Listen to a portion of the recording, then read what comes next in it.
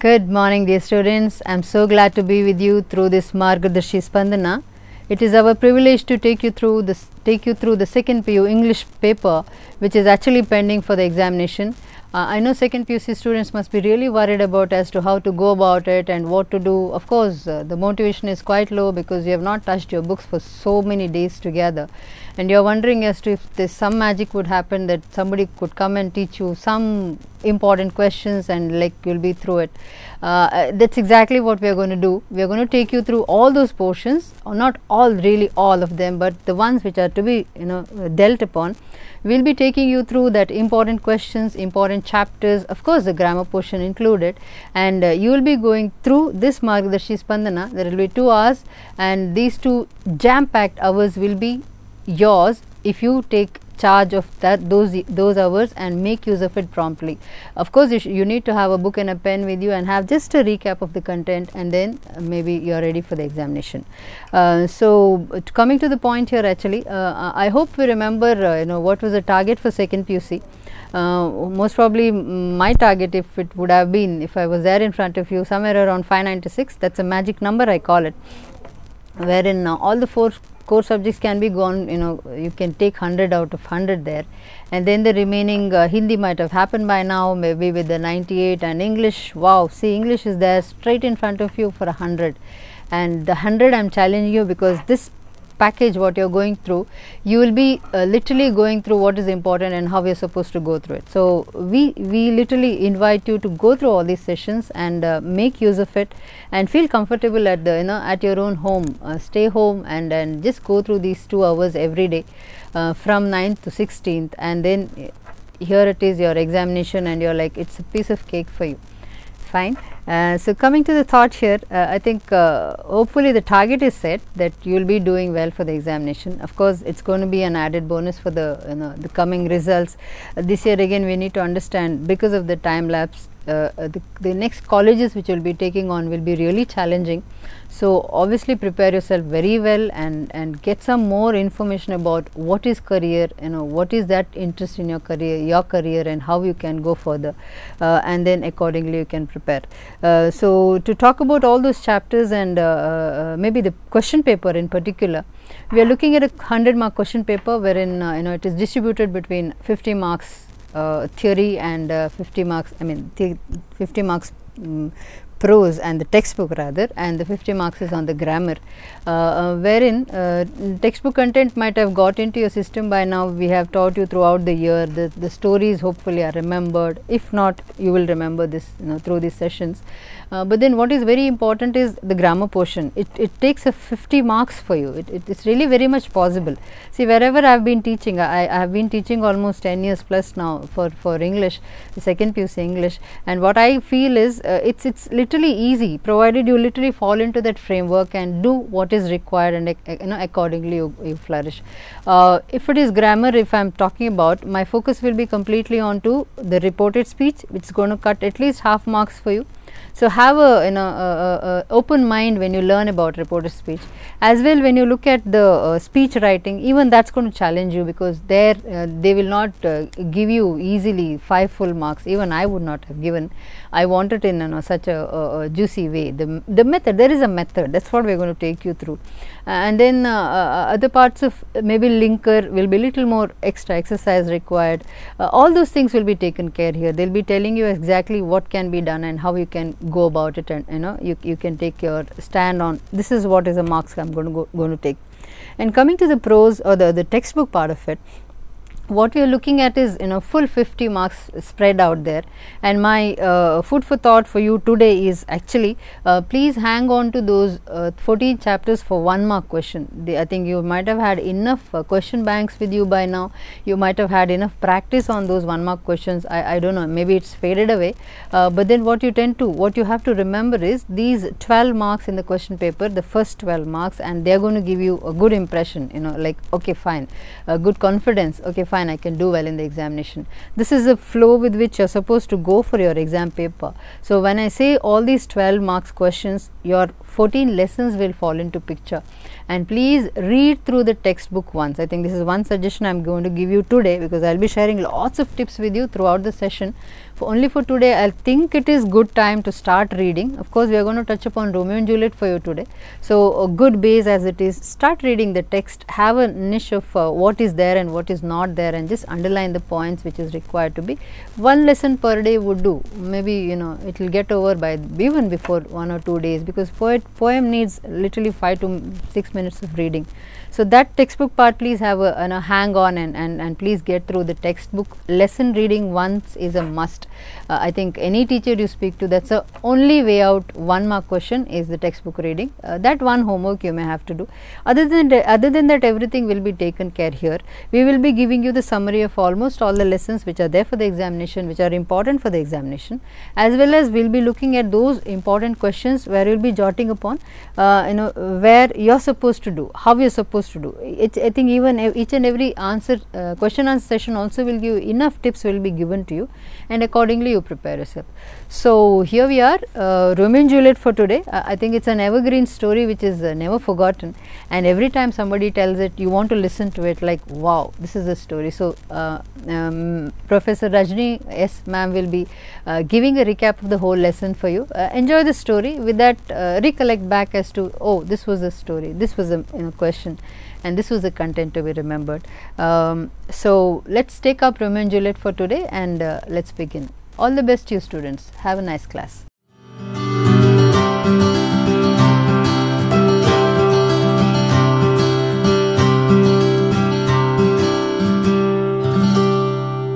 Hello dear friends, we will be starting with the first poem in your chapter, in your book Streams, with Romeo and Juliet by William Shakespeare. We all know Shakespeare is the father of English literature. His time, though it is suspicious, we don't know anything clearly about him. His time is noted to be somewhere between 1564 to 1616. So it's almost 4 centuries, almost 400 years that we have been learning Shakespeare, yet he stands as number 1 in English literature. And one of his best tragedies ever was Romeo and Juliet, which was the birth of love for human beings. All this started with Romeo and Juliet. Let us talk slightly about Romeo and Juliet and learn what this story actually tells us about. Romeo and Juliet were 2 small children, adolescent children in fact, of 2 major rival families from Verona. Verona was a place, was a city in Italy, Rome, and these 2 families, they were supposed to be the prestigious families of Verona, the Montagues and the Capulets. From the Capulet family, Juliet came out, and Romeo belonged to the Montagues family. They both were not aware that these 2 were enemy family kids. They did not even see each other. In fact, it was this way, the other. Romeo, he was in madly love with Juliet's cousin, Rosaline. Rosaline was Juliet's cousin, and Romeo fell for Rosaline and her beauty. In fact, it could also be called as a crush. It was not actual love at all for him. Romeo wanted to meet Rosaline every now and then, whereas Rosaline was against it. She never wanted Romeo to be behind her any time. It so happened that from the Capulet family, Juliet's father, that is Lord Capulet, he hosts a party. And this party, usually in their custom, it is called as the ball dance. He hosts a ball dance, and people from far and wide were invited to it, except anybody from the Montague family, because they were staunch rivals. Nobody from Capulet family wanted the Montagues to come into that family at all. But Romeo, who understood that there would be a secret ball here, there would be a dance of this kind, he came out to this ball in disguise. In disguise, wearing mask, he comes and he attends the ball, the dance program. His intention was to meet Rosaline, Juliet's cousin. But God and destiny was something else. He did not meet Rosaline. In fact, he fell for the beauty of Juliet. He liked Juliet very much, and at first sight itself, he was madly in love with her. He wanted to know what was Juliet's feeling for her. Her beauty mesmerized him. Juliet also doesn't know that he is Romeo and he is from Montague family. Slightly, slowly, one after the other meeting, they meet, they are fond of each other, they like each other, and they strongly are in love with each other. Of course, as usual, this is an adolescent love, which never could be serious, which never could be taken seriously by the parents and by the family members. Romeo and Juliet, further the story goes on, and they are opposed by the families. Both of them, in their innocence, naivety, they go pray as for their own mistakes that they have done, for all the silly things that they plan, and they give up their life. That's the rest of the story. What we have to learn here in Shakespeare's Romeo and Juliet is decisions taken by adolescents can slightly be disastrous. That is what we are going to learn in this poem, Romeo and Juliet. More than the decisions, more than Shakespeare, anything about the true love or the not true love, we have to understand the beauty of language in this poem. Shakespeare, in this poem, enormously beautifully, he explains the beauty of Juliet. And this poem that is prescribed to us in the second PUC, it is filled with similes. And all these similes, the decorative language, the beauty of this language can be easily understood. Romeo and Juliet's beauty here in this poem, Juliet's beauty is exemplified, is given with examples with lot and lots of similes. And when it comes to Juliet's verse, we can see lots of personification, wherein the sky is personified, star is personified, night also is personified to a very young and handsome gentleman. That is what has to be understood in Romeo and Juliet.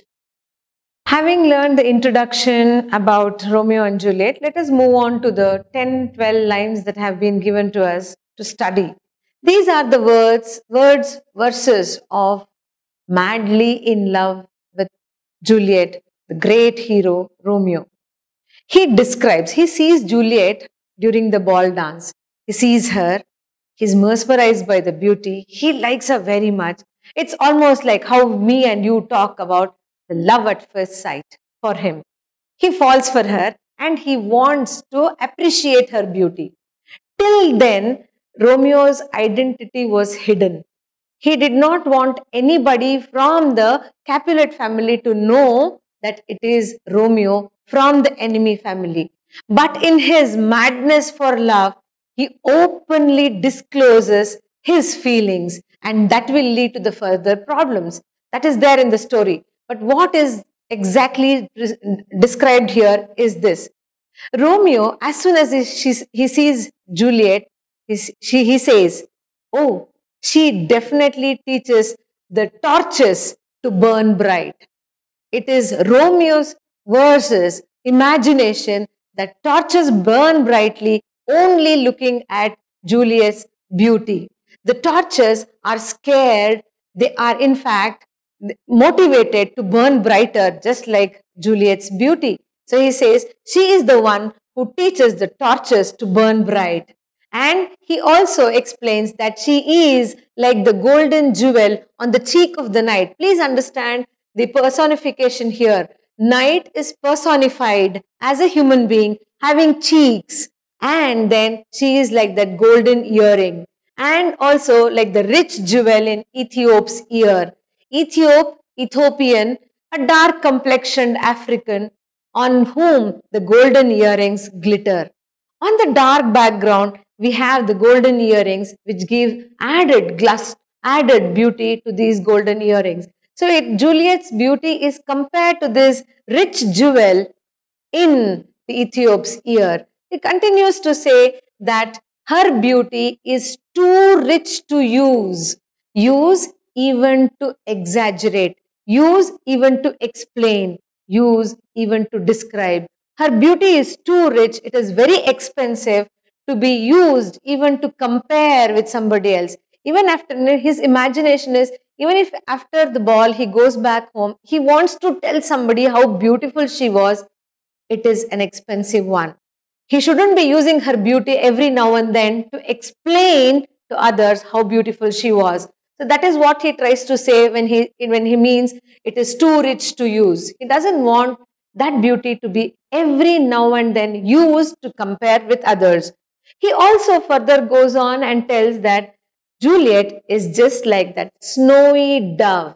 Dove is a pigeon, is a lovebird, a white, beautiful bird which is snowy. It's as white as snow. That bird, it is trooping amongst other birds, just like crows. You all can imagine a troop of crows. Amidst that, a beautiful dove bird, a beautiful snowy dove. And Juliet is compared like that. See, Juliet is seen by Romeo getting down the steps. With all that neat and beautiful dress, she comes down the steps into the ballroom. And then when she is coming down here, he sees and then he feels there are her friends who are surrounding her. And that scene, he feels that Juliet is the snowy dove and her friends are similar to crows. He only notices Juliet and her beauty, and therefore these verses come out. She is just like the snowy dove amidst the crows. He further explains and he says that after all the measure is done, measure here refers to the dance that is done, measure here refers to the comparison and explanation of beauty by him, whatever he is doing. After all this is done, after the measure done, he would go and stand in one place, the place of stand, and then just watch her. Fallen completely for her, he wants to watch. He doesn't want to talk, nothing. If given a chance, he would again come back and try to dance with her. And then he feels that his hands would be blessed. His hands would be blessed even when by chance, by mistake, by chance, his hands touch hers. And he feels that his rough and rude hand, they would be really blessed just by touching her.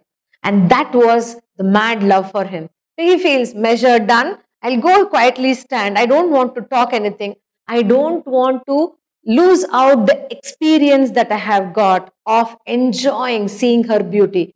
He just wants to stand, and by chance he gets a chance to dance, his hands would be blessed.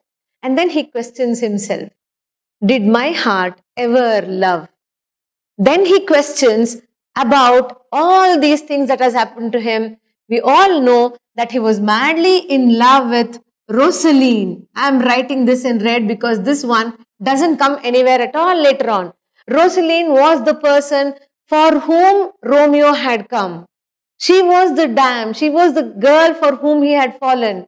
But once looking at Juliet, his heart is completely gone into Juliet's beauty. His mind completely forgets Rosaline. So he questions himself, did my heart ever love anybody till now? I think all those feelings that I had initially was just a simple kiddish and a childish love. From now on, probably, I've completely fallen for Juliet, and that is for him, for Romeo, true love. Therefore, he thinks, yes, this is beauty. We have understood that there are so many similes here. We have seen similes like here, torches being asked to burn bright. That is one simile. Simile is something like, comparison. When we compare two things in the English literature, in those languages, it is called a simile. When you compare two things, that is called as a simile. Torches being asked to burn bright because of Juliet's beauty. That is one simile. Cheek of the neck, and she is compared to cheek of night, and she is the rich jewel in Ethiopia. Jewel, beauty of Juliet is compared to a jewel. And the other atmosphere is the Ethiop's ear. So again we have comparison, and Juliet's beauty is compared to the rich jewel. She is also the best simile here is the snowy dove amidst the crows. This is the best example can anyone give for a simile. She is just like her beauty. Juliet herself is just like that beautiful white dove bird amidst the crows. And this is also a simile that we have seen. Hands being blessed is just another word. There is no simile here at all. These three similes are very important. And whenever we have the summary that has to be written, whenever we have the answers that we have to be written regarding Romeo and Juliet, please, dear students, keep in mind, you need to underline these words that you write. You need to use these words from the poem. You need to write down all these things and highlight them. Only when you highlight it like this, write and then underline this, I feel your answers will be complete. They actually capture the attention of the evaluator, and therefore you are sure to get more marks and better marks. So these are the similes that we can see in Romeo's verses for Juliet. Next we have Juliet's verses for Romeo, which is completely filled with personification.